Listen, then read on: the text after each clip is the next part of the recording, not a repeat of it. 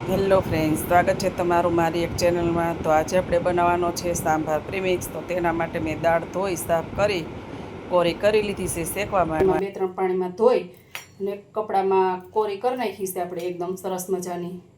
દાળ હંમેશા ધોવાની, કેમ કે આપણે તૈયાર દાળ લેતા હોય એટલે એની અંદર આપણે જે એરંડી હોય એ ચડાવેલું હોય એટલે।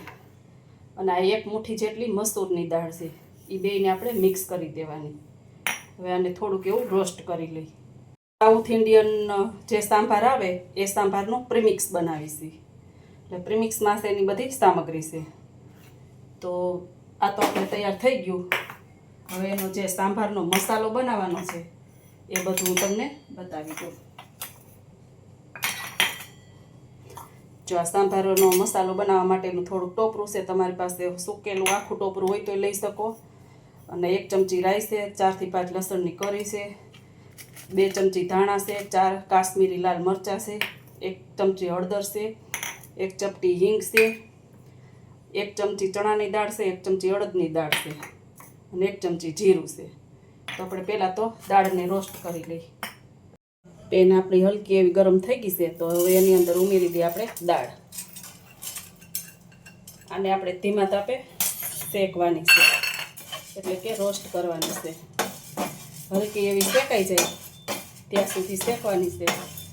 અને આ સાંભાર પ્રીમિક્સ આપણે બનાવેલો તૈયાર હોય તો 5 જ મિનિટમાં સાંભાર બનીને તૈયાર થઈ જાય છે। સાઉથ ઇન્ડિયન કોઈ પણની સાથે ખાઈ શકાય। ઇડલી છે, મેંદુવડા છે કે પછી ઢોસા છે, તેની સાથે સાંભાર કરવો હોય અને જો તમારે ઉતાવળ હોય તો 5 થી 10 મિનિટની અંદર આપણો સાંભાર બનીને તૈયાર થઈ જાય। તો આની અંદર આપણે જે પાણીનો ભાગ હોય એ જ ખાલી બળવા દેવાનો છે, ત્યાં સુધી આપણે આને શેકવાનો છે। અને આને ધીરા ગેસ ઉપર જ આપણે શેકવાનો। થોડોક હલકો એવો કલર બદલાય છે ત્યાં સુધી શેકી લેવાનો। જો હલકો એવો કલર બદલાઈ ગયો છે તો હવે આપણે આની ગેસ બંધ કરી દઈએ અને ઠરવા માટે આપણે એક અલગ પ્લેટમાં લઈ લઈએ અને 15 થી 20 મિનિટ આપણે ઠરવા દઈએ। આપણી પેન ગરમ છે તો આપણે સાંભાર મસાલો પણ બનાવી લઈ। રાઈ, લસણ, મરચાં, ધાણા, સૂકું ટોપરું, પછી આપણે દાળ ચણાની અને અડદની દાળ, જીરું, પછી 2 થી 3 લવિંગ ને 1 ટુકડો આપણે તજનો છે। અને ખટાશ માટે આપણે 2 પેસી જેટલી આંબલી। હવે આને હલકું એવું આપણે શેકી લઈએ। આનો એક આપણે અલગથી વઘાર પણ કરશું। એટલે જ્યારે સાંભાર બનાવી ત્યારે ગરમ પાણી નાખીને જ 5 મિનિટમાં ઉકળવા મૂકી દેવાનો, વઘાર કરવાનો નહીં। આપણે એક અલગથી તડકો કરશું। હલકી એવી આપણી રાઈ ફૂટવા માંડી છે એટલે કે આપણો સાંભારનો મસાલો શેકાઈ ગયો છે। તો ગેસ આપણે બંધ કરી દઈએ અને આને પણ 10 મિનિટ જેવું ઠરવા દઈએ।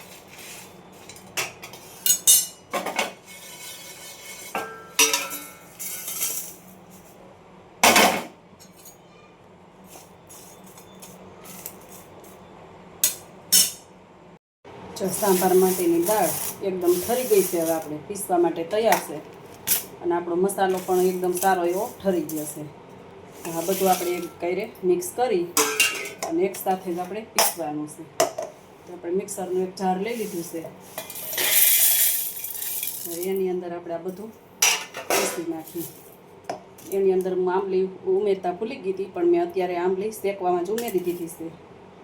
હવે એની અંદર આપણે ચપટી 1 હળદર, એટલે કે 1 મસાલાની નાની ચમચી હળદર અને 1 નાની ચમચી હિંગ, આ બધું મિક્સ કરી અને આનો પાવડર આપણે બનાવી લઈએ। ચેક કરી લઈ પીસાઈ ગયું છે કે નહીં। એકદમ રેડી થઈ ગયું છે। આનો સારો એવો કલર પણ આવ્યો છે।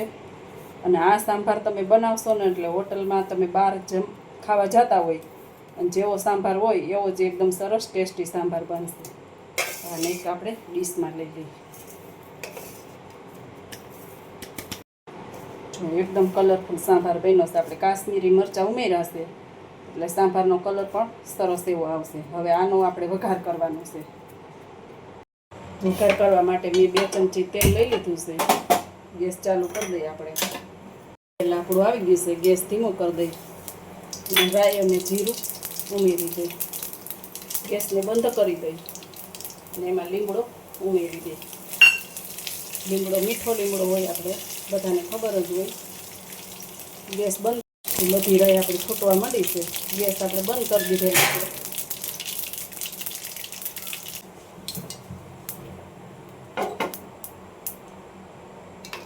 બે મિનિટ ઠરી જશે. હવે એમાં આપણે સાંભાર મસાલો ઉમેરી દઈએ અને એકદમ બધું મિક્સ કરી દેવાનું. આ પ્રીમિક્સને તમે બહાર રાખો તો 10 દિવસ કાંઈ ન થાય, અને તમારે ફ્રીજમાં સ્ટોર કરીને રાખવું હોય તો 2 મહિના સુધી આને કાંઈ ન થાય. કેમ કે જો આપણે વઘાર કરેલો છે એટલે તેલ હોય એટલે ખોરું થવાની બીક રહે. બાકી વઘાર ન કરો અને એમને પ્રીમિક્સ હોય તો તમારે બહાર પણ 1 મહિનો સુધી કાંઈ ન થાય. સાંભાર બનીને તૈયાર છે. સાંભારનો મસાલો પ્રીમિક્સ એટલે કે આ પ્રીમિક્સ તમારે જ્યારે સાંભાર કરવો હોય ત્યારે પાણી ગરમ કરી અને તેની અંદર તમારે જેટલો સાંભાર બનાવવો હોય એટલું પાણી મૂકવાનું, અને પાણી ઉકળી જાય એટલે સાંભારનો મસાલો તમારે પ્રીમિક્સ અંદર ઉમેરી દેવાનો. શાકભાજી એડ કરતા હોય તો શાકભાજી અલગથી બાફી લેવાના, અને પછી ગરમ પાણીમાં ગરમ પાણીમાં જ આપણે આ સાંભાર તમારે ઉમેરી દેવાનો. એટલે 1 લીટર તમે સાંભાર ઉમેરતા હોય તો આપણે જે આવી રીતનો ચમચો આવે છે, 1 લીટર સાંભારની અંદર આ 1 થી 1.5 ચમચો તમારે પ્રીમિક્સ ઉમેરવાનું. એટલે તમારો સાંભાર બનીને તૈયાર. 10 જ મિનિટમાં આ સાંભાર બનીને તૈયાર થઈ જાય. જો આ રેસીપી તમને ગમી હોય તો લાઈક શેર સબસ્ક્રાઈબ કરી દેજો, અને જાજામાં જાજી સબસ્ક્રાઈબ કરજો, શેર કરજો, કેમ કે ઘણાને બધાને આ રેસીપી કામ આવતી હોય. અને આને આપણે હવે સાંભાર જ્યારે બનાવો ત્યારે વઘાર કરવાની પણ કાંઈ જરૂર નથી. આપણે વઘાર અલગથીનો જ અંદર કરી લીધેલો છે, એટલે ડાયરેક્ટ ગરમ પાણીમાં જ પ્રીમિક્સ ઉમેરી દેવાનું એટલે તમારો સાંભાર તૈયાર. તો ચાલો વિડીયોને એન્ડ કરી ફરી મળીએ પાછા કાલે નવા વિડીયો સાથે. ત્યાં સુધી જય શ્રી કૃષ્ણ.